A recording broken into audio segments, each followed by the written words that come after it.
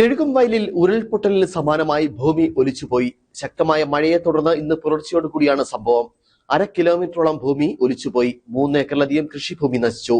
മണ്ണൊലിച്ചു പോയതോടെ സമീപത്തെ റോഡും അപകടാവസ്ഥയിലായി. ഇന്ന് പുലർച്ചയോടുകൂടിയാണ് സംഭവം. നെടുങ്കണ്ടം ഗ്രാമപഞ്ചായത്ത് 21-ാം വാർഡിൽ എഴുകുംവയൽ കുട്ടൻകവല റോഡിന് സമീപം വെള്ളം ഒലിച്ചിറങ്ങി ഭൂമി പൂർണ്ണമായും ഇടിഞ്ഞുപോവുകയായിരുന്നു. 3 ഏക്കറിലധികം കൃഷിഭൂമിയാണ് ഒലിച്ചുപോയത്. കുറ്റിയാനിയിൽ സണ്ണി, ചെമ്മരപ്പള്ളി അനീഷ് എന്നിവരുടെ കൃഷിഭൂമികളാണ് ഒലിച്ചുപോയത്. കുരുമുളക്, ഏലം, കാപ്പി തുടങ്ങിയ കൃഷിവിളകളാണ് നശിച്ചത്. 2 ഏക്കറിലധികം കാർഷിക ഭൂമി പൂർണ്ണമായും ഇടിഞ്ഞ് നശിച്ചിരിക്കുകയാണ്. സ്ഥലത്ത് കൃഷിയുണ്ടായിരുന്ന ഏലം, കുരുമുളക് മുതലായ കൃഷികൾ പൂർണ്ണമായും ഒഴുക്കിൽപ്പെട്ട് നാശനഷ്ടമുണ്ടായിരിക്കുകയാണ്. പ്രദേശത്ത് ആളപായം ഒന്നും ഉണ്ടായിട്ടില്ല.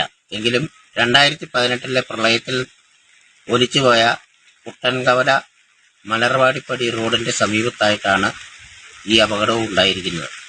റോഡ് നിലവിൽ അപകടസ്ഥിതിയിലായിട്ടുണ്ട്.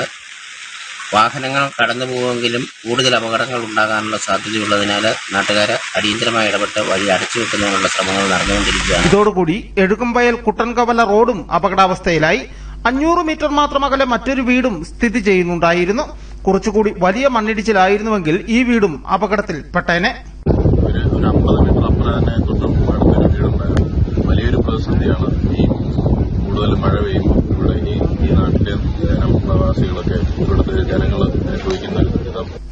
2018 ഇതിന് തൊട്ടടുത്ത് ഉരുൾപൊട്ടി വീട് സഹിതം നശിച്ചിരുന്നു. അധികൃതർ അടിയന്തരമായി ഇടപെട്ട് കൃഷിനാശത്തിനടക്കം നഷ്ടപരിഹാരം നൽകണമെന്നാണ് നാട്ടുകാർ ആവശ്യപ്പെടുന്നത്. News bureau, Udumbanchola.